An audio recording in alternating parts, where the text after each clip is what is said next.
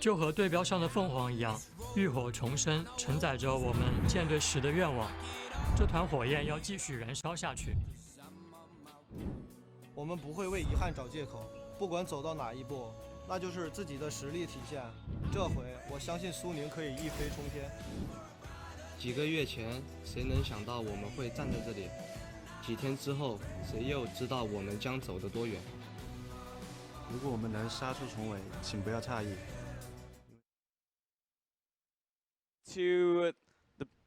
Hello and welcome to the Summer Split. Don't know if you could hear me there for a second. I'm Paul. This is Clement. I've got Raz alongside me coming in for this one. And see the King behind me as well. Guess the other side. There you go. We'll be getting into this much very shortly. How are you doing, guys? Doing well. I mean, we just came off of, remember, we're in a gauntlet of playoff runs. So we already had the 2 last sets for round 1s. And then, funny enough, you know, TOP. Feeling pretty tired already. 2 days before this, they had to go up against their previous opponent, Suning Gaming, and now they have to go up against RNG. Yeah, they did indeed. However, they put on a very good showing for themselves, now specifically looking to the man in mid lane as well. But let's go ahead and take a look at the bracket and see how we're doing so far, because we've got the first round completed now. We're now moving into our quarterfinals of playoffs, so we'll see how the teams are shaping up. You can see that, as we said, round 1 complete, and now we've got RNG and TOP today. And in round 1, both times the higher seed did manage to claw their way throughout the bracket. Now here is a big challenge for TOP, because if they want to get into the regional qualifiers, they do have to take out RNG today. They will be tied if they both drop out on this bracket with JD Gaming, but then it comes down to net wins, and they're very far behind JD Gaming. It is a must-win scenario for TOP. It's a tough task, 100%.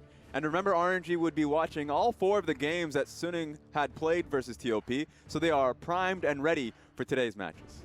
Yes, they are, and already spoiled it, but it is RNG versus TOP today. They will have to go on to face Rogue Warriors as well, the winner of today as well. So no small task moving on for the rest of the tournament. But when we take a look at these two teams, you know, it's TOP versus essentially the golden age of RNG right now. There doesn't seem to be like anything that they can't win. Even 3 of their members go over to Asian games and they just take that one too. Yeah, so immediately we go towards MSI performance, Rift Rivals performance, Asian games where a good portion of the team did go, as you had mentioned, but also their coaching staff. So for them, there was so much confidence of how they were running this split that they could just represent China. So for this squad coming in today, the expectation is not only that they can get to the finals, because they've done that 5 times in a row. RNG have been rolling through this one consistently. So for this team this year, everyone globally is expecting the best of them, so they have to take the first step. And I think it's really important to see how they're actually doing in their own domestic league. RNG, the way they've revolutionized the game is that there is no other team that we've seen that has such precise teamfight control. Remember back in MSI, they said if they went up against Kingzone, Kesman was saying they had a 90% chance if it went down to a late game teamfight. So I really want to get the graphics up and really talk about RNG and how they're doing so far in this split. I think the first thing you have to notice is that they're actually a very slow team. We have a lot of teams that, you know, when people think about a Chinese team, they think Chinese aggression, they think fast-paced. Yep. But RNG are actually one of the slowest teams. They're the least bloodiest team, and they do like to play 1-3-1 and stretch it out to the late game. Our second point will tell you why. King's Tribute. Uzi is the most gold-intensive player, not only in the LPL, but in the entire world. 25.6% of the gold on his team does go to him. They are banking very heavily on him to get to that late game on a 3-item Kai'Sa, on a 3-item Xayah, and close the game out for them. And the final point we have is that in those team fights, they're so good at getting the precise coordination down. Remember MSI, game 4, it did go down to them. One combo team fight, they were able to take it entirely away. Those crucial picks that give them initiation, like the Ornn and the Rakan, are the big things we have to look for. And to just echo that point about the resources in RNG going solely in towards their carry, as you can see Letme's face is wild and out there, you're right about Uzi. And for Uzi, a lot of it comes down to the confidence once the resources are put into him, but it's also surprisingly enough Xiaohu. So for damage percentage for this team, just compared to their competition throughout the regular season, it is so focused on both Xiaohu and Uzi that if either of them dies in the team fight, sure, they still end up winning it just on the skill alone, but that's when they're the most challenged. So I wonder what we're going to be seeing out of TOP. I know that TOP as a squad, they look to either dive an AD carry threat or they just go for picks. I think that's very effective in terms of just strategy-wise, but just talking about it. RNG feels so confident about their play style that I'm surprised they're changing anything at all. Yeah, definitely not going to change. But I also think that could be an obstacle going against TOP because, like we said, TOP in the pre-20 minutes, they're the best team at setting up team fights. They have the highest win rate in that time period. So if RNG play things a little bit too slow, they could find themselves in a very mucky situation where TOP had the early game comp. Yeah, is that, and they also have their playmakers as well. And I'm, of course, looking to the mid lane specifically with Korn, because Korn, in his matchup coming into the quarterfinals, I mean, he was the guy. If you wanted something to happen, it's going to be coming out of Korn. So many playmakers coming out of him. You think of the Yasuo, the Aurelia that we saw the other day as well, including LeBlanc. This guy will make the plays happen. And what did you say, Clement? It's like contain Korn. Yep. And what didn't happen? Yeah. They didn't contain Korn, and then Korn was all over the map, and he just pretty much killed everybody before the game got rolling. They couldn't handle him. Even in the games in which TOP had lost versus Suning Gaming, he was the most consistent player in the series. And then in the regular season, the reason why they stayed to Korn instead of switching between him and Goong was simply because Korn was performing. Not only was he up to par with his past early game focus, but also just incredibly consistent around the late game. And so here you see him, 2014, at that world stage in the finals, and he was alongside Uzi. So this set means so much to him because not only had he not been in an LPL playoffs run since 2014 summer, but that 2014 summer is something that he will think about so often. And then going up against Uzi today, up against RNG, is a monumental task for him. He's playing up to stuff, and I want to see how he does today. I think for him, it's about proving that the collapse of RNG after Uzi left the team was not completely on himself, that he can play up and join the likes of RNG in terms of their game strength. And he's been doing it so well on those Assassins. The Aurelia we saw, the 6.3 KDA coming out from him. And he actually did very well against Shahu in their match against RNG. Even though that was a 0-2 series, they still could not keep Korn down in the mid lane on his Assassins. This is by far the best split that he's played professionally throughout his career, because even on that world stage, a lot of people will look at that not globally but just in the domestic region as well in China and will say, well, he didn't deserve it. It was Uzi carrying the entire lineup and then Insec having his plays over here or there on the side. Yeah. But then so for him to come off that stage and then really have that redemption arc, even going into the LSPL and then changing his name to Miss, so really got that Rocky montage going. He comes back on that stage, goes on to TOP, and so now you're seeing that surge in his career, which is a very late part of his career. So for him, all of it comes down to today. Yeah, reclaims his name and will be hopefully taking some names today as well. But then we take a look at the RNG roster for Game 1, and it's not what you would expect. You know, because we're talking so much about Uzi, and it's just like, look at this guy, he's the king right now. It's not even Uzi starting. It's Abel down in the bottom lane. And that has to be such a bummer for Korn. I really feel like it's his moment where it really raises his morale, and he goes like, Uzi, do not hide behind your teammates. Come out and face me. It's going to be that moment where he is going to be looking for Game 2 and Game 3. But I want to talk a little bit about why they are starting Abel. We are moving into a 7-man Worlds roster, and Uzi has been having recurring back injuries, hand injuries. I think it's a wise choice to give the new guy a little bit of playoff experience. He has played 0 games in the playoffs so far, but has done really well in the regular summer split. So a great time to reward him and get him under some high-pressure games. That being said, remember, it took some time for them to bring out Uzi during the regular season. And the reasoning behind that is, okay, you're going to save him, hide him a little bit. Bring him out when it's ready. Bring him out when it matters the most, and playoff time is what matters the most. So when you come to the final playoff time, and for him to be not starting out, honestly, this is when it feels like they're getting a little bit too confident. This is when you're coming out and saying that, sure, it's a best of 5, let's try new things out. This is not when you should be doing that. Remember, RNG, they have the points from Spring Split, but they should not be riding on that because Rogue Warriors have a lot of points. Invictus Gaming could take the split, and there's a very real possibility if they lose this series that they drop down into the gauntlet run. And so for me, this seems like a very risky play. Yeah, very, very important stuff for them. But then we have to take a look at how they're actually going to win this game. But before we do that, we're going to take a look at the starting rosters. It's Moyo in the top lane, XX in the jungle, Korn in the mid, with Chocho and Cat in the bottom. So no Lai starting today, so probably not going to be an Urgot blind pick. Yeah, so one thing we're going to be looking towards is Moyo and XX getting MVP performances in the last series, and Korn riding it out. So for TOP, they're going to be playing on the top side of the map. That's been more consistent for them. On the opposite side, it will be Zatai starting in the top lane with MLXG in the jungle, Xiaohu in the mid lane, Abel in AD carry, and Ming alongside him. Definitely more of an experimental roster coming out from RNG. These are not the main starting players that they have in the top lane, in the jungle, or at the ADC position. So a bit of a new flavor coming out from them, probably trying to train their B unit. That being said, training out veterans feels like a bit too much. I'll say this in the sense that MLXG has so much experience, easily. Is a gold medalist because they brought him to Asian Games as well. Zatai was in Rift Rivals. They came in Rift Rivals too. So if we're talking about just outright experience, RNG had that over TOP tenfold. 4 of the players of TOP don't have any LPL playoff experience. It's only Korn that has that. So for TOP, we're talking about his outright experience. RNG is going to trump them in every way, shape, or form. It has to come as a challenge to TOP to be able to rise to the occasion. Now, how do they actually play out this game? Are they still going to be playing towards the bottom side? Are you then looking towards the jungle, the top lane? Because we have many different factors coming into this game. I think for TOP, you definitely have to take it early to RNG, play on their tendencies to go for the late game. And one thing I really like is playing mages in the bot lane for Chocho. Now, Chocho in the interview said, why do I play mages? Because I don't die in lane and I'm useful in team fights compared to ADC. If they can shore up their bot lane weakness, which has traditionally been tremendous against RNG, then they have a stable footing to then focus on the top and mid. And there's one strategic aspect here for RNG, because even, taking out Uzi, you'd think that's kind of crazy.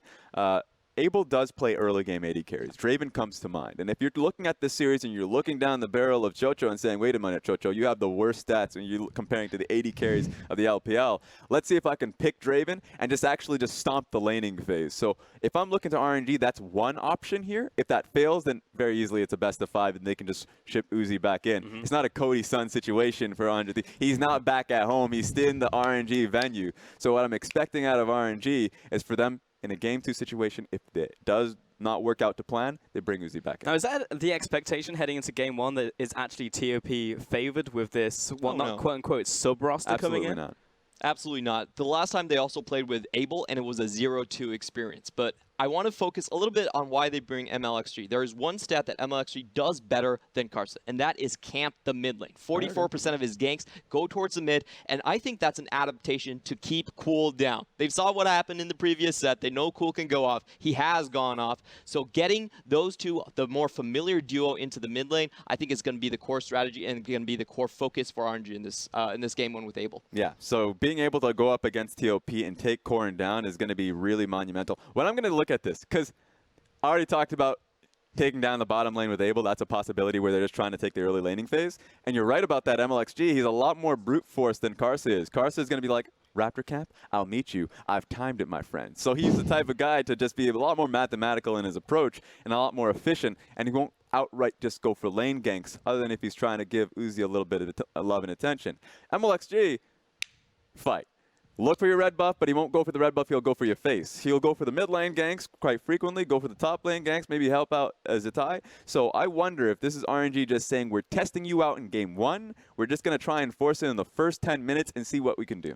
Now, do you guys think that RNG are still trying to hide what they're fully capable of? Because I know that we were casting the JD match, and I know that they only showed one strategy, and they did it over and over and over again. And hey, they still managed to win the series. Here today, they're moving in different people off of their bench now and looking towards maybe different tactics. And they're still trying to hide moving into semi-finals because they have a long way to go. They've got to go through Rogue Warriors, then them got to go potentially to the finals as well. All I'm going to say is this is definitely not their strongest roster.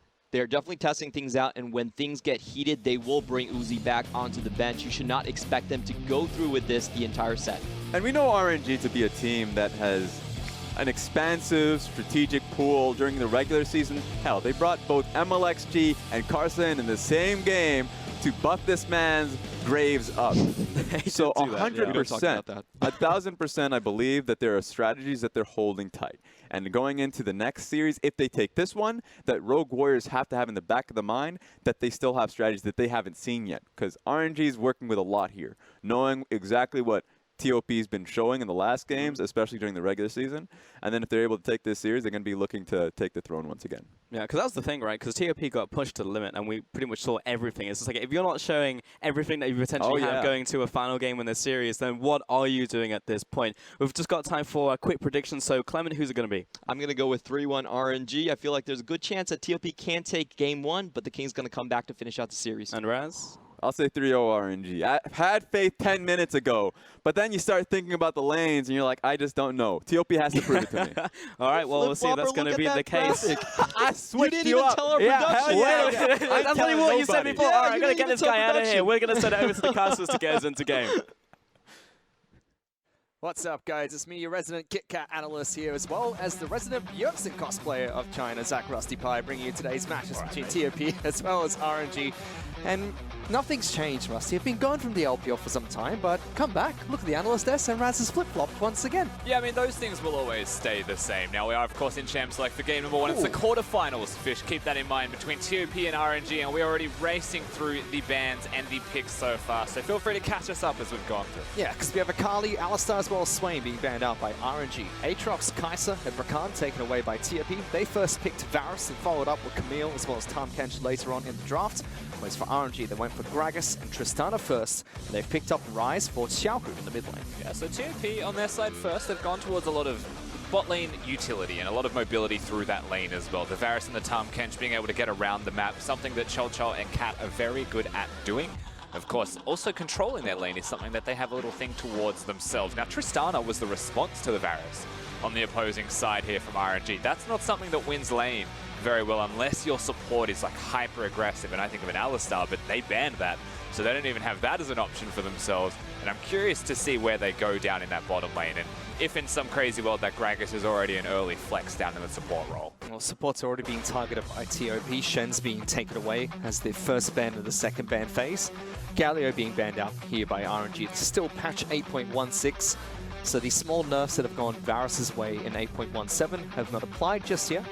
So a little bit of saving grace for Chol in that bottom lane. If they do see the aggressive support, he'll have the extra health to deal with some of the damage. And a lot of mid lane focus in the second ban phase from RNG, getting rid of the LeBlanc and the Galio, taking things from Korn, and Urgot is the other one that we'll talk about in a second. Now, a lot of this mid lane focus against Korn. Not only is it Korn against his former team, or his former organization, I should say, Uzi not playing this time around, he's been playing out of his mind. Yeah. You know, one big champion that still stands out to me is the Aurelia, but with a very early rotation of the Ryze and the banning of LeBlanc and Galio, they are trying to limit his options. They are trying to force him into something that may not be ideal. And when you look at the composition of TOP, they need a bit of magic damage still.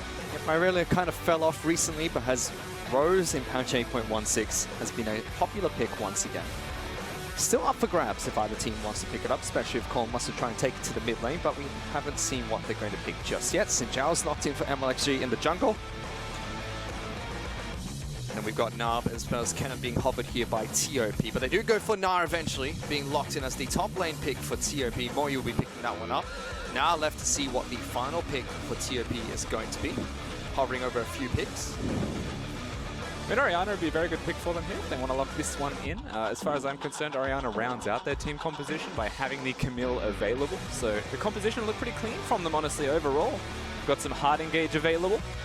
They can follow that through with some complementary engage, let's say, of the Orianna. Yeah, so Korn doesn't go towards that Bruiser. Instead, as you mentioned, going towards a mage first to duel with Ryze in the mid lane. Final pick for RNG is going to be the support unless they flex Gragas into the bottom lane. So we could still see that aggressive support. We could see a jungle being picked up for MLSG instead. Oh, sorry, Xin Zhao being picked up as the jungle means that Aurelia does get picked up, and it is Gragas as the support in the bottom lane. Yeah, it confirms the Gragas going into the support role, but what it doesn't do is say whether Ryze or Aurelia will be going just yet. Aurelia is one of those OG counter picks to the Gnar, something that has a lot of aggression in that lane, and something that we said after the Aurelia rework was actually a better counter to the mini Gnar. When you actually put the Ryze potentially in that top lane, however, Ryze still does well. So honestly, for RNG, their top lane draft is just top %.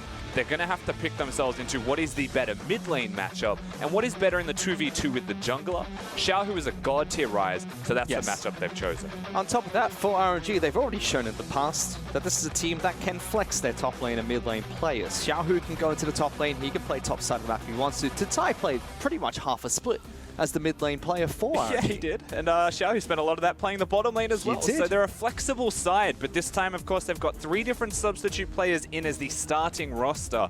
With this roster in place, they should be much more of a conventional front-to-back type of team, trying to work around Abel on the Tristana, but they didn't build a protect the Tristana, you know, one carry composition.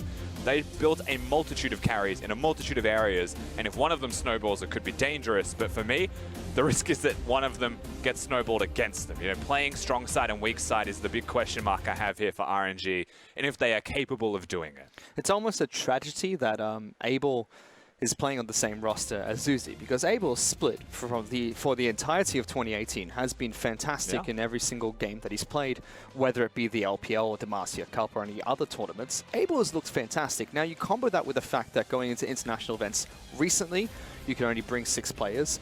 I know there are talks about expanding that into 7 potentially in the future. We'll have to see if that actually happens for international events, but even then, you're still taking Kasi, you're still taking Tatai or Let Me. So it's such a difficult prospect for him. Abel's having such a great split, but he is in the shadows. I mean, he's behind the best player in the world. Best AD carry, I should say, in the world for certain. So when you look at this, you know, it's not an easy thing for Abel, but this is actually a very good opportunity for him. If you throw all of that to the side, Abel now gets to come into playoffs and prove himself against some of the best. He's going to be against Cho and Cat, and this is his opportunity to stand in the spotlight and say he has what it takes on the main stage. For game 1 at least, TOP will be trying to upset the giants of RNG, so let's get onto the map, or onto the Rift, for game 1 of this Best of 5 series.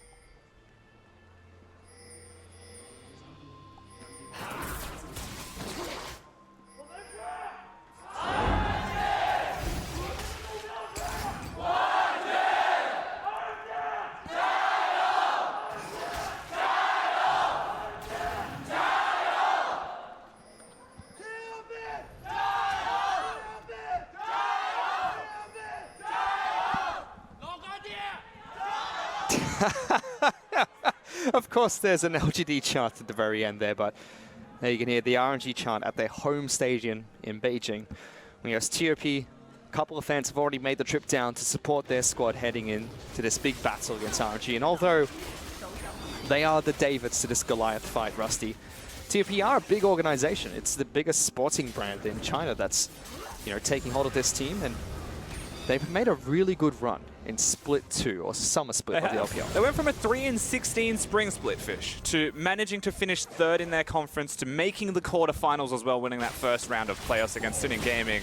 It was 3-2, and they looked very shaky at the start, so that's the thing you have to look at here for TOP specifically. Can they start game 1 with form? Because they are against the weaker iteration of the RNG roster comparatively to the rest of the subs that is waiting in the wings. TOP, this is their game to win. It is. I mean, both Clement as well as Raz said that it is going to be a difficult match for TOP, even though RNG have brought in these substitutes today. It's going to be incredibly difficult, but let's see if they can take it to them, because if RNG decide that they want to play with their full roster, that task for TOP just got so much more difficult. Already a very good start for TOP, however. They have the push against RNG in the bottom lane. Cho has gone for lethal tempo on his Varus, so not opting for the Comet build that we saw very popular in 8.15. Yeah, of course, a lot more people just going towards the on-hit build. I don't mind it. He's against the Tristana, so he will control the lane either way. If he opts into the lethality build, then he'd be choosing a mid-game type of composition. Now, they already have the Camille, they already have the Orianna, they have got mid-game strength, the 1.5, 2-item spikes that they'll have as well. And their team fighting, something that we've already mentioned through the draft phase, is going to be powerful, but it's about that early snowball. To bring it all the way back to RNG like we said before, if they can start this game with a bang, if they can get some early kills, get the snowball going, they may just be completely unstoppable when they go to the rest of the map and they carry those strengths through. Well, RNG are going for the first play, bottom side of the map. Xinjiao looking for a gank here by MLX. Ming still waiting in Fog of War. Skygus going on top of Tom Kench first. Cat's going to get slowed down, just forces the flash out of Tom Kench, but he's perfectly fine. That's another champion that got hit by a couple of nerfs in 8.16. But it is a really good summon to spell Force. Of course, they can't go towards the Varus when a Tom Kench is there to save you. They choose to get the damage done onto the TK. Now note that he has no potions remaining, and he has no flash. So he's actually in kill range for just the 2v2 potentially. When you actually put that into perspective, then MLXG's gank, whilst it wasn't a kill, that's wildly successful. He's making another return gank towards the bottom lane, this time going through the brushes in the lane itself. Gonna now decide to go back to base instead, so he's not going to try and go for the return gank anytime soon. But we do see that swap taking place already, Rusty. Tatai has moved into the mid lane, and Xiaohu has rotated towards top side of the map to go into the matchup against Na. Yeah, and the observers are on the pulse as well. Again, one of the strengths that RNG have when they weren't using an AD carry. They had Zatai playing mid, they had Xiaohu playing bottom. This guy can do it all. You put him in a lane, he'll be able to make that lane work as long as he's playing a mid lane champion, and he has got the favorable matchup into the Na. We said Aurelia can do it, but they chose based off what they thought would be a bigger strength, and we said namely the 2v2 between the jungler and the mid lane. Yep, him and Uzi have played 3 different lanes this entire split. Rotating towards top side of the map to mid lane to the bottom position of the map as well. Tatai as well, he's been playing primarily mid lane, sometimes, most of the time top side of the map, sometimes in the mid lane. Half the split he was playing as a mid laner for RNG, and occasionally in the bottom lane when they required him to. But he used to be a mid laner, so this is his second home at the moment for Tatai. Yeah, I mean, he's a mid laner turned top laner, turned mid laner turned top laner, playing mid lane for RNG in the quarterfinals. That says it all for Zatai and what he is capable of doing with a team and the strategic diversity that he's able to provide. Now, speaking of able, down in this bottom lane on the Tristana, has gone towards the Doran Shield Star, which is pretty much standard for a lot of AD carries now with the press the attack build. And for him, you're not really looking at anything in the early game. The reason I bring him up is you're waiting a long time for that Tristana to be super painful, super relevant perhaps as well. Maybe 30-odd minutes in the game, depending on how it starts and how it snowballs, is when you'll really see him come online. And that's where you have to look at the bridging points. So how do we even get this Tristana to the late game? How do we make him super relevant? And a lot of that is the Aurelia. And putting him mid lane is a very good way to work with the Xin Zhao and snowball into a mid game. Get the Trinity Force spike, get that Tristana to late. And on top of that, for Abel, press the attack's going to help him out in that mid lane itself. Synergizes very well with Tristana's E, make sure that that third attack really does hurt. And it's important because that's where most of Tristana's damage is going to be coming from the mid game, where she is at her weakest. But has been rising in popularity. Going to try and take it to Cholcho, who's picked up Teleport in this matchup. So in a strict 2-on-2 skirmish, you'd expect Abel with the Summoner Spell here, Combat Summoner Spell advantage, to have a slight upper hand here. It's only slight. Again, a lot of this is MLXG hovering in the area, so they have more... He's been there for most of the game. Yeah, he hasn't really left the bottom lane whatsoever, so the threat is a lot higher. And a lot of this game we mentioned was towards the junglers. Of course, we're going to take a second to look at Xiaohu first, and a lot of very flattering stats coming from the man, particularly that damage percent. And a lot of this is actually with his capabilities of playing Rise above all of that. The intangibles that aren't even seen in stats, things that he can do on this champion, make those stats even better than they may appear. Well, summer's meant to be the split where Xiaohu gets a buff. He's been very vocal about how he doesn't like the cold. He doesn't like that during spring split, you're just coming out of winter in China. Do you think that he's had the best of summer splits? Because it doesn't feel like Xiaohu's had the best performances so far, but by no means poor. It's hard to fault him when you think back to his highlight moments, because he seriously has a lot of crazy highlight moments for himself. Xiaohu, summer did come a little bit early in his spring finals even. He was able to find himself, and I don't think it's about summer and spring anymore. I think it's about separation and buffs by time of year. I think he's just on or off at certain moments now, and at the moment he seems very on. Playing well for the side of RNG. As we mentioned, he's currently on the top side of the map. Did swap out his lanes to have the matchup against Moyu's Na. Moyu also starting in today's game, so we're not going to see Lies. We thought that that could be a big possibility, especially with Urgot being a big pick at the moment, as TOP get a good trade against me, just trying to stop this farm from crashing against the turret. Yeah, pressuring the bottom lane 2v2. Now, at 7 minutes in the game, there's not a lot of damage onto that tower yet. You would hope, ideally, that a Varus could do a little bit more, but a Tristana naturally has that push with the explosive shot, so it's very hard to control that lane. And with MLXG having been down there the entire time, they haven't achieved what they wanted in just having the 2v2 pressure or control. RNG have been able to open up that area of the map, and we're hitting a point where you'd expect maybe Ming is unleashed a little bit here. But what they haven't achieved in pressure and control, Cholcho has picked up in CS. He is already 25 CS ahead of Abel. He has a level advantage as well, so he is doing well in that lane. Which you do expect from a Varus, but again, hasn't related to anything on the map. And 15 to 25 gold is 3 to 400 gold. 15 to 25 CS is 3 to 400 gold. It's not going to matter too much to Abel. That's really tragic for Korn, actually. So the blue buff resets here. They're trying to deny it from RNG. Resetting its health means that RNG can't come in and force a potential smite, force a potential steal, and maybe force some awkwardness. They really need that on Korn. You could see that his mana bar was waning as it stood. So that's a big win from TOP, and whilst it looked bad and a bit awkward that it reset, that was actually the correct decision, because resetting it prevents RNG from getting entry to it. I mean, like, she is on a very aggressive jungler early on. Not saying that XX is not on this Camille, but Sinjar can be a force to be reckoned with. He's actually waiting in the mid lane at the moment, XX, to try and see if he can get a gank off towards the tie. Level 6 Camille's entirely capable of getting this. And yep. Keep in mind that a Tiamat Aurelia also pushes now. MLXG, oh, he's on the top side of the map, and Moyu has stepped up. Now's a great time. He's going to transform, tries to jump up towards Xiaohu, flays both of them backwards. Moyu going to try and run away from this one. Xiaohu relentlessly chasing him down, but no Summoner Spells forced, just good damage coming out from RNG. Yeah, and you'll see that the Na runs in a straight line back towards his turret. He knows that the Xin Zhao cannot follow. They're not going to use the Rise ultimate to pursue that any further as well. Xin Zhao cannot knock you back. So he does well to get out with his life, but that's the teleport not available. That was the ultimate used, and that's control of the lane that goes to Xiaohu. Now XX will be trying to trade on the opposite side of the map. Keep your eyes peeled on Ming and potentially Abel, maybe even Zatai, to see if they come over and prevent him. XX is going to jump out of that pit. He's going to thank them very much for the leash. He's going to start on the Cloud Dragon himself, already at half health. Zatai rotates towards this objective. XX is way too low. I don't think he can join this fight. Should be a free dragon going to RNG. He's going to try and steal. Oh, he got it too. Piercing arrow to the dragon's knee. Chocho picks up the dragon after RNG took it from TOP. Bit of cheeky redemption for TOP, and honestly, I would say nothing more. For me, if you ask me about playing League of Legends as a jungler, and it's a Cloud Dragon at 10 minutes, and you're a Camille by yourself, you probably don't want to do that objective, especially not if a single member of RNG can show up, because just Ming could have killed him. Yep. That's a big risk, and he's lucky that Cholcho's able to pick that one up. Yeah, you could see on his player cam earlier, XX was laughing when Cholcho picked up the snipe onto the dragon. He was ecstatic that his teammate was able to save him from losing the dragon. Thank you very much. Yes, yeah. Thank you very much, Cholcho. You just, just saved me some face there. But it's been a very quiet early game between these two teams. RNG are actually behind in gold, about 700-ish gold behind TOP. Does that worry you at all, though, Fish? Because No. if I'm looking at the state of this game and I see it's even at 11 minutes, I feel like RNG are doing exactly what they want for themselves. Makes me scared, though. Scaling up to late game team fights, though, is absolutely what they want. It's in their wheelhouse as a team, regardless of who the AD carry is. It's Abel playing. It's a Tristana at that. That's true.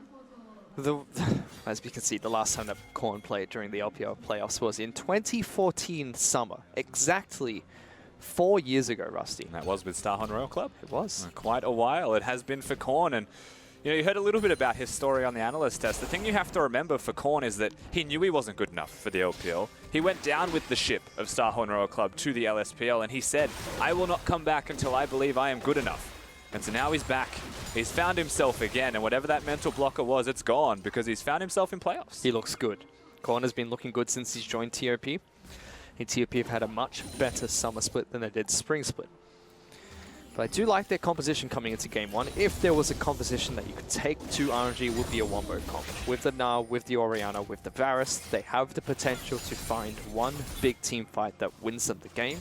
And sometimes if you are not the favorite team going into a matchup, especially when you're going into a team like RNG, you need that little bit of luck, a little bit of an edge from your composition to try and pull you ahead in the later stages of the match. Yes, RNG can take it to the late game, but TOP can try and take it to them with their composition as well. They could certainly try. If I was TOP and we've had a fairly quiet early game, they just really wanted to play towards their lanes, strengths and weaknesses, play safe on the top side. Moyu's trying to do that. You can see his itemization choices as well. Entirely defensive, just wants to survive through that lane. Bottom lane is the place where they're meant to be strong. Bottom lane is now the place where they're currently moving, threatening the dive. I think this is just a power play for the turret above all else, and that's what they're after because that's how they open up the map. TOP, if you get a Varus and a Tahm Kench free, you never know where they're going to be next. Yep, that's true. So they do get the first turret in the bottom lane. Abel taking quite a bit of damage that was there. A lot. Moyu not afraid to step up and trade against them. Still holding on to that turret for some time. It has created a nice lead for Cholcho in the bottom lane. 40 CS over Abel. Picks up the first turret as gold as well, which was shared by Cat, but he's going to be pretty happy with that. You have to remember, RNG, they swapped lanes almost in acknowledgement of where their game state was for the 2v2. They wanted to open up the map and at least match the gold that TOP were about to get crashing down with the turrets that fell. So they will trade back. They will get a turret, but it is not the first blood of the game for turrets as well, so they're going to lose a bit of extra gold. And they lost so much tempo in doing that as well, taking an entire extra wave against the TK, that it was super risky of them to stay where they did. Yep. That was just a stop-loss strategy. They knew that there was no way they're going to make a favorable trade, so they make the trade that makes the most sense, losing the least amount of gold. Still gives TOP a nice 1,500 gold lead over RNG, 14 minutes into this very quiet match. Rift Herald is still standing. TOP can swap their AD carry support towards the top side of the map, which they have done now. RNG are going to keep Ming as well as Abel on the top side of the map as well. But TOP, you can see Ninja Tabby already picked up, Blade of the Ruin King already picked up by Cholcho. Stormrazor has been complete by Abel. But Stormrazor has been hit by a couple of nerfs as well. So not looking as good recently. Still a very good option, Stormrazor, as a first item. A guaranteed crit is always something that you can't take for granted. Champions like Jhin, of course, they relish in the fact that they get the crits there. For someone like Tristana, usually it's about entryway into killing carries, and with all the mobility and potential assassination that you've got there as well, that'll help a lot. And Varus isn't known as a long-ranged AD, especially with the on-hit build. So there is a chance, and of course that's where you have to look at the rest of TOP's composition, because if Varus is hitting Tristana, something's gone a bit wacky. Now Camille is the person that will be diving onto Abel. I think that's actually a great opportunity there to kill him very quickly and play around that Camille composition, because there's no Galio to follow that one up. It's a shockwave, and that's not as simple to execute. No, not at all. TOP will use this time to go and pick up Rift Herald for themselves. XX picks that one up and immediately throws it into the mid lane. So TOP are going to rotate straight away. One charge will be enough to take down that turret. 5 members strong. Mid lane outer turret is going to fall, and TOP with the power play, 2 turrets to 1. Yeah, it was immediate as well, and I really like that from TOP. They have control of mid. The Orianna is handling Zatai on this Aurelia. See a CS lead growing between them. There's a CS lead in the bottom lane, and it even gets a second charge off onto that mid lane inner turret. Top lane's also the only place that's losing for TOP, but he's been losing with grace, you would say, Moyu. Yep. He hasn't been dying, he hasn't been giving up kills. Moyu has been fine on the top side of the map, even when he was put into the lane against Abel, as well as Ming. He was able to trade effectively. He was able to prolong the life of his top lane outer turret. So he's been doing pretty well for himself in the top side of the map against Xiaohu, even though it was RNG that proactively made this swap coming into the game. Now we're checking in with RNG, who are going to be taking away some of their side of the jungle. Mountain Dragon's going to be coming back up, so TOP should be able to rotate and defend against those objectives. They haven't gotten too many big item power spikes for themselves here. Rusty, Luden's Echo has been picked up by Korn. Cholcho has picked up a pickaxe for himself, so he's half an item ahead of Abel for the time being.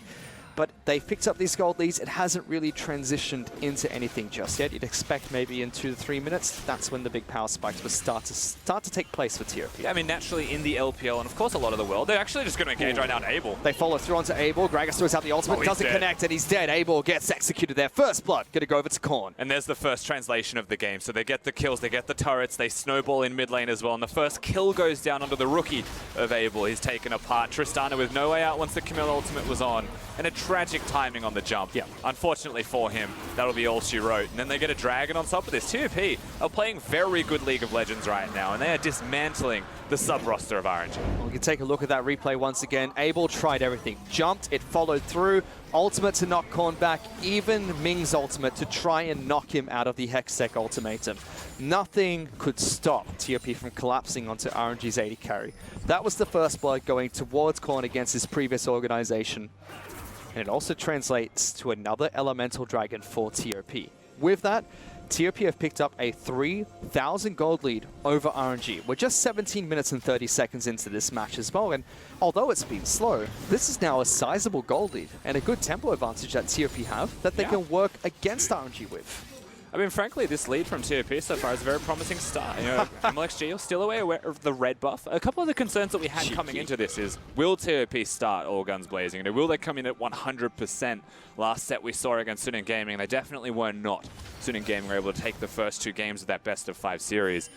This time around, they look on form in their first game. They are ready to go. Korn's also the recipient of that first blood on the Orianna. That is a big Orianna that can team fight. They're engaging. They're engaging onto XX as well. He gets the hook shot and is able to disengage. He's low on hit points, and She's going to flash forward, but Cat's able to save him. Only has a 4-second time to keep him alive. Spits him back out, but RNG have collapsed. Xiaohu's now in this fight as well. Irelia going to throw out her ultimate, trying to lock them all down. Cat taking some damage. RNG going to chase forward. Double kill being picked up. Korn tries to save the day, but it's 3 kills going to RNG. RNG collapsing first. They want the plays and they get what they're after. So the kills are there. Now we're only 18 minutes and 40 seconds into the game. Tragically for RNG, positioning on the map. They're even posturing themselves towards the Baron, but not to be this time around. However, you take those kills. Finally, they've been able to stem the bleeding, slow down the advantages that their opponents are getting, and set themselves up. And it was a good start here for TOP on the attempt to disengage, but note that there's no turrets. The teleports were significantly faster from Xiaohu and from Zatai,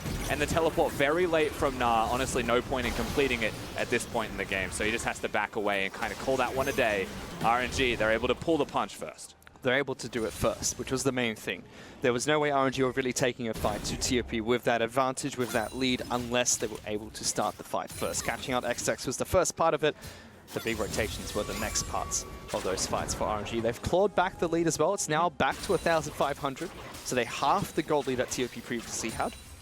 And that's RNG in a nutshell. They pull the fight. They make the plays that they're after, and they do it so much faster than their opponents. The TOP were not able to react effectively, not able to react in time. And this is one of those things you could look at TOP's positioning on the map and say that's a mistake. That's always possible, but they're looking at the last remaining outer turret. So they were trying to make the play. It's just that RNG on a dime are able to switch so aggressively towards you, and they didn't expect that deep vision to even be there. Observers showing that Baron has now spawned 20 minutes into the match.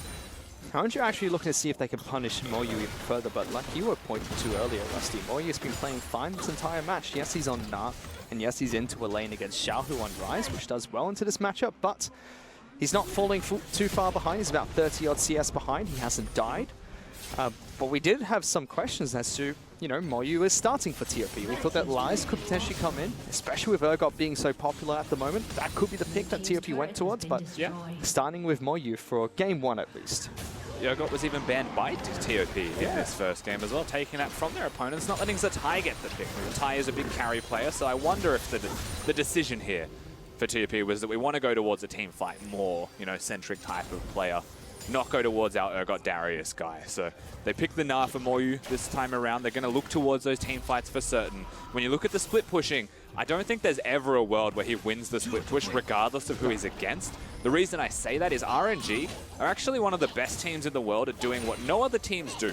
And that's not just 1-3-1-ing, but that's having a 3-2-0 lane assignment where both Zatai and Xiaohu put themselves in a side lane. And so Moyu, if there's ever a world where he feels confident and he's against, say, an Aurelia at 3 items, suddenly Rises there and he's dead regardless. There is no winning situation for him. He has to teleport, he has to team fight, and that's what all of TOP are after. Well, you can see that he's got the team fighting build as well. He's not going towards the Rage Blade Knight, he's not going towards Blade of the Ruin King, not going towards the Hurricane. He's gone for Black Cleaver, and he's going for more defensive items or hybrid items between tank as well as aggressiveness for that Na. So really looking for the team fights, and that makes sense. TOP's team composition is about the wombo combo between Na, as well as Camille, Orianna, Varus, and then you have the protection coming out from Tahm Kench.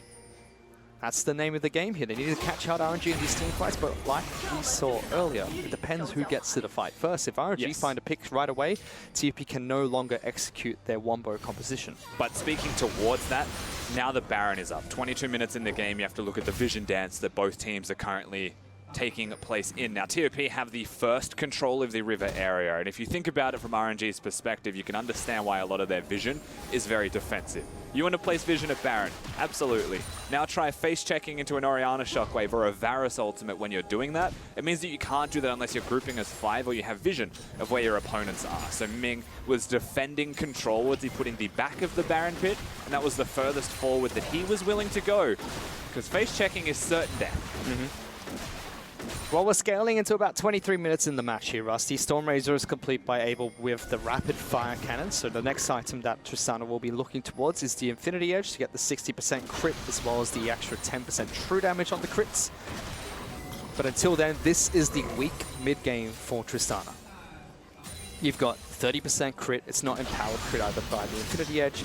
You've got the Storm Razor, which is buffed up slightly by the additional crit you get for the first auto attack, but nothing too strong. It's TOP. They're going to hit the Baron. This is what Dan Gaming used to be known for. They're moving towards Baron at about 20 minutes into the match. And it's really low already, Fish. Spotted out by RNG. Ming going to throw out the ultimate. It's going to be enough. No, it's not. Orianna going to secure that Baron for TOP. They sneak a Baron away from RNG, pick up a 3,000 gold lead, and RNG just don't quite know what hit them. And I think XX will just be saying thank you so much, Korn, for securing that one, because there were spells being littered towards the Baron pit itself, but they don't steal it away. RNG, once again, we spoke towards how hard it is for them to get successful vision down, especially neutral vision, mostly defensive. They're able to get that one. Look at the control wards in the top side of the river for TOP. That's how they get the Baron for free. They do so much damage to it so quickly. RNG just caught recalling, and suddenly TOP with this Baron buff, they go coast to coast.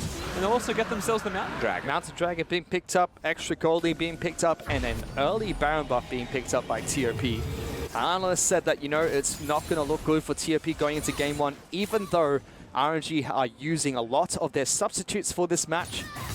It's still the best opportunity for TOP to take a map off of RNG. They no longer have the luxury of having the extra point like they did earlier in the week when they played their first match of playoffs. Thanks to their seeding, now it's completely even. It's 0-0 in a best of 5. This is the map where they need to start that upset and start to make RNG feel a little bit shaky, because until this point in time, nobody has considered TOP to have a chance. This is their moment in the spotlight to do exactly that. For Korn, for all of TOP, redemption. And they're doing it without Marin in the main roster. Remember that he's there as a substitute, so just waiting in the wings if they ever decide they need their Batman to come in. Is available, but TOP right now in this game, they've got the Baron. They've got the capabilities of sieging, and Orianna with a Baron buff threatens the Shockwave. RNG are looking for a flank, and they're looking to engage as soon as possible. I think the risk here is that if they let TOP siege, they just seed everything. Ming was looking to try and go for a fight. Tai was waiting in Fog of War as well.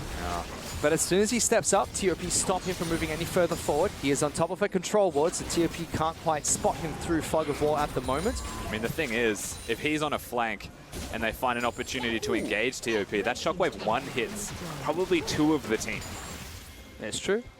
I do like this strategy coming out from OU. We did say he's building towards team fights. Black Cleaver as well as Frozen Mallet have been picked up, but he's showing that now with the Baron buff, he's happy to split push. That extra buff is going to make it much more difficult for Tai or Xiaohu to deal it with him. Oh no. Ultimate from Ming's going to whiff. Cho is perfectly fine. It's a big shield at that as well. Xiaohu forced to flash away as XX tries to join the fight. Moyu over the wall. Varus ultimate being thrown as well. TOP have used a lot of abilities here, but RNG just don't have any way to try and fight back against this. They lose their mid lane inhibitor. Yeah, I mean, all of these spells being thrown at their opponents, keep in mind that Korn still has his Shockwave, so that's the biggest threat.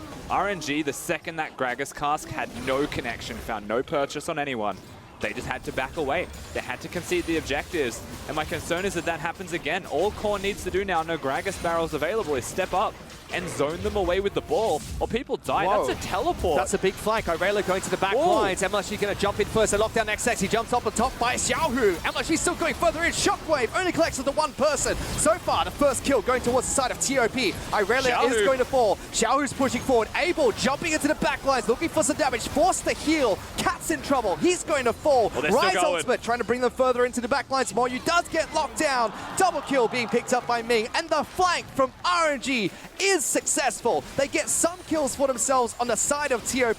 Chocho is the last man left alive, but he is inside of RNG's base. There is nowhere for him to go. He tries to take it to Abel, gets taken down, and RNG win the team fight. Ming's able to come up clutch there as well, hit the body slam. At the end of the day, they get nothing, TOP. They are all gone. Baron's gone.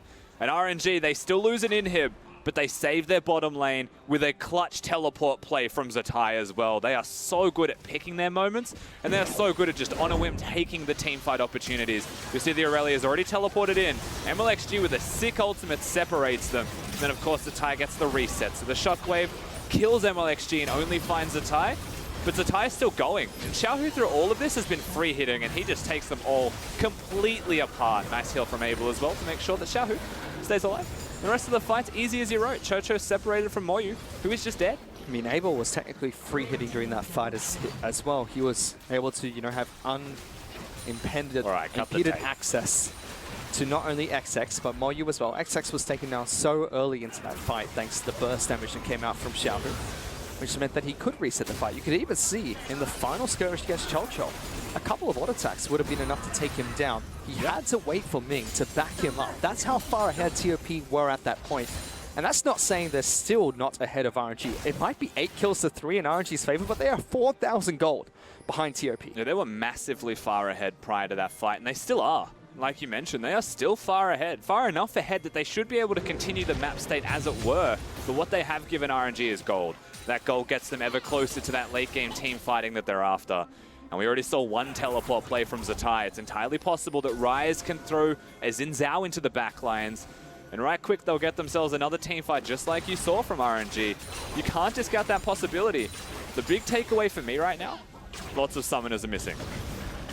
Lots of summoners were used in that final fight. Zatai still has his flash. Abel and Ming both have their flashes as well. But for start of TOP, only Cholchol There they go, throwing the Xin. Rise ultimate, bringing them back into the backlines. MLSG going to go forward. He's taking a lot of damage. Jumps on top of the AD carry. Moyu forced back. He's going to turn Mega in a second, but Abel getting that first kill. Moyu going to die. Everybody is going to die. RNG get the second flanking play, and they take down TOP. That's an ace to them, a clean ace at that. And the teleport immediately from Xiaohu as well, going towards top lane. They're going to try and get every little detail that they possibly can on the Rift right now after another successful teamfight victory in the exact same place as before. RNG are just teamfighting brilliantly. TOP are just coming to them and saying, let's dance, let's take it. But first of all, Moyu's Naba is not even close to Mega. Korn, in a very awkward position once again from MLXG, is saved by Cat, who then gets knocked in. So he can't even hit the shockwave. He's irrelevant. And then Zatai, during all of this, has just been wrecking the backline, taking them apart piece by piece. This teamfight from RNG, they just threw chaos into the TOP ranks, and it is so easy to clean up a team fight if you can do that. Against Baron buff in the first fight, then against a 6,000 gold deficit, RNG have pulled the game back, and it's now in their favor. 13-3 when it comes to kills on the map. There's still 3 turrets behind TOP, but the gold is dead even. And Abel is well and truly online. 60% crit. He has the Infinity Edge going for himself. He's going back to shop, picking up a QSS for himself as well, and the Brawler Gloves, which will be doubled by the Infinity Edge passive as well. Infernal Dragon going their way. Everything is looking up for RNG now, especially after such a slow start from TOP that somehow went in their favor. They snuck Baron as well, but none of that was enough to actually take down RNG. You know what I like about Abel's build? You pointed it out already, the Brawler's Glove. I think that is an immediate strength. Because they want to fight right now. They're already snowballed. They've won 2 fights in a row. And he's feeling confident enough that instead of building, control wards or going towards lifesteal, something of the likes, he wants to be immediately powerful, get that extra crit chance in, because they're going to team fight again as soon as they possibly are able to do so. For TOP, you want to wait for summoner spells. You want the flash from XX, from Korn, and from Moyu. You want to take the fights front to back. You want to be much more standard. RNG are just throwing spanners into the works constantly, and it's going their way. Are the numbers 10% again for Brawler's Gloves just on its own? So 10% for Brawler Gloves for crit. He already had 60% from the 80. 30, which was picked up by Rapid Fire Cannon, 10% from Brawler's Gloves, and then doubled by the Infinity Edge. That's a big difference between 60 to 80%. It's just over half of the time to more often than not. They've also reduced the price of Brawler's Glove by 200 again. So TOP, now they still have control of the Baron area. They haven't cleared that one pesky ward. RNG being on the opposite side of the map, that is not a place you would expect Vision to be, but they've got it. That is potentially teleport Vision in the next 30 seconds to a minute when Zatai has that available. Right now, though, TOP, they're looking for the picks. They are. However, RNG should be very aware that it's not being done because of that one ward in place. On top of that, they were kind of waiting, it seemed, for Nah to wear off of Mega. He was Mega. He was threatening in the mid lane as well. You just want to hit the Shockwave or the Camille hook shot. They're the biggest hits that you need right now. Mega Nah is always one of those blessings and curses. Look at the patience coming out from TOP, though. They've been stuck inside the side lane brush for quite some time. They had a control ward waiting there as well. TOP waited for the bottom wave to crash. They acknowledge that someone has to come and answer. And they've also just seen that ward will spot them. So they immediately disengage. Ooh. Where are you going? Cat's going to bring XX towards the backlines. XX going to jump in and force the fight onto MLG, but he gets popped immediately. Cat forced the flash away. RNG going to try and start a fight for themselves. Cholchol using his ultimate to keep RNG there. But they're going to settle for the pick onto XX. And this is the guy that we said needs to be the carry for TOP. But what was that? That's carrying RNG to control of the Baron area. That was super deep from him, almost unnecessary. I don't know if he has a stopwatch available and he was going to try and bait, buy some time for the rest of the team, but the distance he covered was far too great for anyone else to get there. For an Orianna to cover that distance as a mid-range mage here, the Shockwave is now impossible. TOP, they'll hold it down. They won't lose too much for it. Chelchel's Varus ultimate covered a lot of them. Baron? But RNG get control. They start off the Baron. The risk here for RNG is they've grouped up. Yep, Shockwave is available. Moyu is trying to get as much rage stacks as possible, but RNG want to force the fight. Whoa! Shockwave onto 3 people, it's good, but MXG is still alive. Chelchel taking a lot of damage, gets knocked back, but able to take it down by Tatai. The alley-oop comes out for RNG. They pick up another pick, but it was so close to disaster there. The Shockwave almost ripped through RNG. Yeah, they play the numbers game very close to their chest. It was super close to losing that one from just a good Shockwave of Korn, but now it's not available. They don't know if RNG are doing the Baron, and look at Xiaohu waiting in the wings, looking for his chance, and he's on. Collapses on towards XX, takes a lot of damage. Tatai just jumps in and cleans up. Two-man death squad coming up from RNG. They move towards Baron. MXG's already started this, has his smites available. A couple of low health bars coming out from the side of RNG, but the damage has already been done to the lineup of TOP.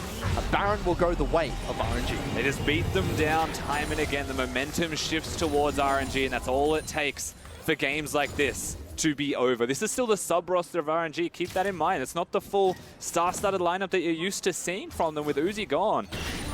But it's still very easy for them to team fight incredibly well. It doesn't matter what player's on the roster. They've still got that capability. Now, this is the Shockwave that almost rips them apart. Super close to getting the kills. MLX even flashing into the arrow. But the end result is that they separate the team. That Rise Ultimate placement split the team completely, and so they were able to get it if they survived the Shockwave. You can see as well now Abel is not afraid. He's no longer the weak early mid-game Tristana. It's well and truly late game now for RNG. 90% crits on Tristana. He's got that QSS. It's going to take quite a bit of damage. Moyu's still chasing them down. He's happy to continue chasing this one. Gets knocked back by Abel. Ming's throwing out the ultimate as well just to make sure that RNG disengage. And remember, that it's a 4,000 lead to RNG, but this game isn't over. The team fighting composition still lies in the hands of TOP. RNG's composition is very difficult to execute in certain moments. Sometimes if a single thing could go wrong, then the team fight is over. If Abel's caught out of position, very hard for them to win a front to back. That's what you're looking at here for TOP. Once again, slow down the pace of this game. Try and establish some vision control. Bring RNG to you. But that is one of the hardest tasks in League of Legends. Ming is so on the pulse. I mean, the best example is going to be SKT from last year at Worlds against EDG, 10,000 gold behind. FLICKR hits a Shockwave and it's all over. TOP can still do that. They have the tools of the composition to do that, and they're not that far behind RNG. Yes, the Baron buff is in favor of RNG, but it's still only 3,000 gold worth of item advantages. The one thing missing from that example is just the Rakan, you know, something that can go in immediately. Right now it's a 0-5 Camille. But the advantage that TOP have got, at the very least, is that there's Guardian Angels online. So with those GAs, people that otherwise may not want to engage because you're guaranteed to die from it, can take that moment. And for TOP, all it takes is one moment, and you could end this game through the middle lane. An open inhib available for themselves. Especially with the long death timers of at 36 minutes into the match. If you get a single squad wipe, that's probably going to be RNG falling over here. But Elder Dragon has come up. Yep. These two teams were religious with picking up Elemental Dragons, so the Elder Dragon did spawn very close to the 35-minute mark. RNG, however, they get a split push going for themselves. Xiaohu's able to take down the top lane inhibitor turret. The rest of RNG take down mid lane outer turret, and they make their way towards the Elder Dragon. And who's going to stop them from doing the Elder? You come over and suddenly that Xiaohu, oh, actually they're going to go towards Xiaohu. Hello, goodbye. He's out. He keeps doing it. How does he keep doing this? The Wizard in the top lane gives them the Elder as well. So very clean stuff here from RNG. Ming uses the cask, knocks him away. Elder Dragon secured. Baron and Elder on RNG, man, they are ready to go. I'm pretty sure we can make a highlight of Xiaohu just realm warping away from the most dangerous situations I've ever seen them a part of. Right there, another case of it. Elder Dragon's going to go the way of RNG. They take down the top lane inhibitor turret as well. Xiaohu escapes with his life. But here's that one more time. And we'll see what moment he realizes, because Tahm Kench has got a pretty long animation on the ultimate. Basically says, I'm coming in. So from the moment it comes in, yeah, no hesitation from Xiaohu. He's also going to root Moyu in place in Mega Gnar. That was super clutch. If he didn't do that, Mega Gnar comes in, scoops him into the wall. He's donezo. Yep, stun or scoop, both would be able to stop Rise from ultimating away. It would have just been a pick that goes the way of TOP, so I'm actually curious as to why they didn't try to fight for that Elder. 3,000 gold behind is not that big of a disadvantage. They consciously chose to try and steal the Elder. I'm pretty sure XX was coming nearby. Ming was the one who knocked him away. So that was the game plan for them. Kill Xiaohu, try and get a 4v5. Even if we don't get the Elder, it's at worst a 4v4. And they felt confident enough. You know, with Xiaohu gone, maybe they can win the team fight. Potentially. But we never got to see anything take place because Xiaohu did escape. TOP didn't get anything for that rotation. They did not get the steal off. And RNG are just so strong now. You've got a level 18 Rise who is at 6 items here, Rusty. 5.5 items for Abel at the moment. Also a 5, 1, and 6 Aurelia at that. So they have got all the kills there. KDAs look outstanding. And here they go again, round 2. Can we catch Xiaohu? They're trying to. Xiaohu's going to try and lock down Moyu. Moyu is going to get Mega Gnar, throws out the ultimate, doesn't connect, and he just says, I'm going to run straight towards your base. Xiaohu's just going to buy as much time as possible. He will get taken down here, Rusty, but look at how much RNG have taken away from TOP during this time. They pushed towards the inhibitor. Yeah, a lot of time purchased there by Xiaohu. He knew he was dead. And he also knew that if he went into that Rise ultimate, he was very dead. So he kept walking. He got the Mega Gnar ultimate out. He actually got a lot of resources expended by TOP just to secure him in place to get a single kill. Inhib's gone, controller mid lane's gone. They don't get the blue buff as well. That's taken away. Cute stuff there from Xiaohu and someone who had an inevitable fate. Don't know what to tell you. Public enemy #1 here, Xiaohu. 6, 1, and 9, so that was his first death. So they did get some shutdown gold to the side of TOP. They'd be happy with that. But they are still 6,000 gold behind RNG in map 1 of this best of 5 series, Rusty. And yes, TOP put up a very good fight. It was different to what we expected. We expected TOP to come out swinging and try and, you know, take scrappy, brawl-heavy fights to RNG. It was very mid-game focused. It was very macro-focused. They worked around the composition they drafted for themselves very well. Just RNG knew every single time they could throw a counter-attack, every time they could sneak in that uppercut, they found a way to do so against TOP. And that just... it's just one of the strengths that RNG have that separates them from a lot of the other teams in the LPL. And you know their other strength is their 1-3-1 potentially as well. The thing is, at this state of the game, the next Baron buff will probably just be the deciding factor. Yeah. It'll end the game if RNG Baron. get it, because they can 1-3-1 and no one can stop them. And Inhibitor's already gone. Rise and Aurelia could even sit in a single lane together now with Inhib gone. And they can just corral minions through and pull TOP apart. For TOP, this is their best opportunity to win the game because you know that RNG need to group up for that area if you are there. And top lane's the only Inhib that they have lost. So it's the closest in proximity for a Gnar to beat. How do you fight Abel now, though? That's 2 Knight's Vows being picked up by RNG, so you'd expect one onto Xiaohu or Tsutai, and then the other one onto Abel. You just press every R button. He's got 6 items, though. That's Abel with 6 items complete on Tristana, one of them being a Mercurial Scimitar, so it's just so difficult to lock down. To be fair, none of those are a Guardian Angel. So if he dies, he absolutely dies for real. And you've got a Shockwave that's, for realsies. I mean, he's got a lot of items, definitely, but all of them are damage, and so does an Orianna. So again, I've been talking about Korn a lot, but he is the most important feature in this team fight. He can lock that down, and it's easy to lock down when you've got XX on a Camille. And he's got a Guardian Angel. This is cute, though. They took it. They had an opportunity. I like it. Sneaky coming out from RNG. It only forces a teleport out of Cholchol to get into this mid lane and group up with the rest of TOP. They're looking for a fight. Cholchol's able to lock down MLXG, get some good damage on towards the jungler. Tsutai going to take a lot of damage himself. Moyu trying to go forward, but they actually knock XX out of his Guardian Angel. Tsutai's going to fall as well. MLXG getting some good damage out. Abel taking that first shot towards XX. Abel jumping over the back lines. Look at him. He's going against Cholchol. Good damage there. Shockwave. Not good. Abel, how is he still alive? The Tristana is playing Mario at the moment. At the way Abel's bouncing around, Korn's going to be the final death here. A quadra kill going his way. And RNG should take the game. And Abel says, no Uzi, no problems for me. Comes in super clutch in the team fight. Does give RNG the game 1 victory. It was hard fought for them, and they should just be able to push to the Nexus now. You've got to be kidding me. That was a big fight being picked by TOP. It looked like they had the upper hand. But again, RNG knew exactly how they were going to disengage, exactly when they were going to throw the counter punch, and during that time looked flawless in doing so. Not the best of games, but RNG still pick up game 1 one of this best of 5 series. It was a slow early start to the game. They played slowly. They were content with that as well. TOP did find advantages, and those advantages became sizable once they snuck the Baron away. And you looked at the state of that game and you thought, this is it. TOP, they've won game 1.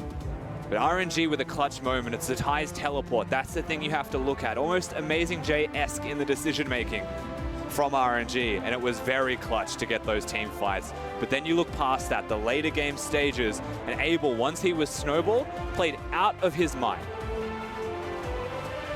That's all it took. It just took RNG to find those few fights to actually get the snowball going. And at that point, you can see exactly where things went wrong for TOP. About 25 minutes in, RNG fought back, and from then on out, it was an uphill battle for TOP. They tried their hardest to fight back, but their hardest just wasn't enough. Even Cholchol, 23,000 damage for his team.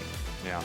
I mean, the place that I have to look at for TOP is the 4K damage dealer on your screen in XX. He did not have the best game #1, and a lot of TOP's success, when you really narrow it down, is if the jungler is doing well, then they tend to win the games. And this time around, it wasn't the case at all. MLXG, I thought in a feast or famine type of matchup against XX, maybe in the XX wheelhouse, MLXG just played slow League of Legends. Yep, XX was the man that we said for TOP, he needs to be the carry. Yes, Korn is looking really strong. Yes, Moyu even, we sung him a lot of praises in that match 1. And Cholchol is really stepping up today paired with Cat. But he is the carry for TOP. He really needs to step up, especially throughout the rest of this best of 5 series. If not, it's going to be near impossible to take down RNG. Yeah, definitely. I'm looking at the early focus of the Gragas here from RNG. If I was TOP, I'd be picking that Gragas up for myself and put it in the hands of XX. Yeah. Let's see if they do pick up the Gragas later on, you know, put it onto XX, try something different going into game 2. Rusty, any immediate thoughts besides that Gragas? What would you do if you were TOP going into game 2 against RNG? I would be just changing the jungle in general. Maybe not the Gragas, but the jungle is the place that I would have to be shifting for certain. Well, let's see if they do actually change things going into map 2. But for now, let's send it back to our analyst to break down game 1. Thank you so much, Fish. And to be honest, that just looked like a showcase coming out from RNG. It's just like, let's take the game to around 45, minutes, just make it, relatively clean, and just like have each of our individual players just show what they're capable of. And that game really just came down to the team fight ability of RNG. That's the thing about RNG. It doesn't matter about the game state. The only thing that matters is the tools they have. And when you give them things that they're so familiar with, like the Gragas, like the Rise, they can make things happen. They're very familiar in playing unorthodox team fights, and that's what really swung the game. Yeah, team fights are a big one. And remember the control that TOP had, the goal that they had, was in a pocket that wasn't ordinarily. They don't have that in the regular season. The regular season, they play through topside, through their jungle. This time around, it was actually their bottom lane that had the majority of the gold. So this is a very, I would say, these are just not situations they've been in the past. And so for Chocho to be able to have this lead, it felt uncomfortable for them to play through that bottom lane. Yeah, just walking around, around town with just your pockets lined with gold. Oh, yeah. It just feels really uncomfortable right now. But let's start taking a look at these replays. So first off, we need to highlight the top lane and start looking at Zetai, because I think that Zetai specifically, I mean, we know that he's a top laner to mid laner, top laner, mid laner, top laner. He's the hybrid solo lane player, but he'll make things happen. And it comes down to RNG being able to play around mastery of champions, because Shahu has only played 2 Aurelia games throughout the year. Throughout the year, he's played 2 games. So it's like, hey, you know what? Corrin is a great Aurelia player. Zetai is a great Aurelia player. If you want to be able to at least contest that, then give Zetai Aurelia, put him mid. He's done that with the Darius numerous times during the regular season. So it's straight down his wheelhouse, and we were able to see what he was able to do with the game. Yeah, exactly. And we can actually take a look at the games he's played in mid lane and also top lane over his career. I mean, 4 games played as mid, 15 in the top lane as well. And his KDA just as good in both respective roles. We know he can play tanks, he can play carries. The guy can literally do it all. And this guy just has so much under his belt. Of course, he's one of the probably oldest legacy players we still have left playing in the LPL. And one of the biggest, I would say one of the biggest tools that he has as a player is the fact that he's willing to pick up a pick so quickly. So if you ask him, hey, you know what, we need to practice the Aurelia fairly quickly. He's like, I'm a top lane, I'm not really playing. I suppose, picks it up. He can actually master a champion super fast. That's what he was known as when he was playing in Invictus Gaming's roster, and now that's the tools RNG has with him on the lineup. Yeah, that's really the scary thing about RNG. They have 13 different player and position combinations they can throw at you, and what that really means is they have expanded champion pools in a single position, while also having extra mastery on those players who do specialize in those single picks. And I think a big one was the Rise there. If there's one team where I don't want to see a Rise on, it is RNG, because they're the best playmaking team when they do get that Realm Warp, when they do get Xiaohu going. So maybe they want to consider in throwing that into bans. That has been a linchpin for their success. Yeah, it's just literally his best champion. So he was able to pick it up for himself, go into what is a favorable matchup into the top lane, and then just utilize what is their strategy. So for me, this was a game where the solo lanes for RNG took complete and total control. And sure, Chocho has a lot of the gold. It's just on him to basically move alongside XX. But then we wanted to see Moyu. Moyu's had 67% kill participation of a top laner, second in the regular season, goes into the playoff series. In this last series, 84%. So he was moving across the map. He didn't even know what a laning phase was. And then he was locked down within his own lane, not in just a bad matchup, but they would 2v1 him in certain instances. So he actually was not able to help out his team for the most part of the game. Yeah. That being said, TOP did manage to accrue an advantage to the point they were sieging up against RNG, but it was going back to that stat you mentioned. When RNG initiate fights, they will mess you up near 80% of the time, and we saw that back-to-back in the bottom lane. It was literally, I was like, is this a replay right now, or is this a new fight? But then I saw that Zatai actually got to the end of the fight and he was still alive. I was like, okay, this is a different fight. But the same place, they managed to just destroy them. This is the second time around, and Zatai had an even cleaner fight. And the dangerous thing about this is that they don't even need teleport wards to really even make this happen. They have the Realm Warp to really start this initiation, and they're playing off their strength of faster communication during the team fights themselves to really create chaos on TOP's rosters. You look at this, they split up the front line, they split up the back line, and they're willing to pick targets out much faster than TOP can react to. We've seen teams in the LPL utilize this strategy, but they took it from RNG. An incredibly creative team in how they utilize it. One nice nugget in this team fight was actually just the Tristana throwing Chocho out of the fight entirely through that wall. So Chocho, who is where you want to play around, he is your team fight. He is your AD carry in this fight that actually is going to be doing it for you, but not impactful at all in that one. So Xiaohu's going to be taking the man of the match, rightfully so. Complete control in the laning phase, and then these team fights was super impactful. And he just puts on a show later in the game when he knows the game is really firmly in his spot. He goes onto the split push. He's not really worried about dying, but he wants his team to get the most out of the map as possible. Definitely a great performance, great use of Realm Warp. Yeah. And a lot of things I feel like they did well was that they timed their aggression when Moyu did not have his Mega Gnar ult. He did not get a single Mega Gnar ult out, aside from the level 6 gank that came into the top side. The rest of the time, RNG, they had their eyes on that Rage Bar. They went in when there was no response from that point. So I think the Gnar pick is going to be very dangerous going forward. Even in the small situation when Xiaohu is in the top lane splitting it out, going for the inhibitor, and you know the only way you're going to be able to cancel his ultimate, his Realm Warp, was that ultimate coming out of Gnar. Not going to happen. Stay in place, buddy. I'm heading out. All right, we're going to take a short break before we get onto our second match. So stick with us. We'll be here with Game 2 right after this.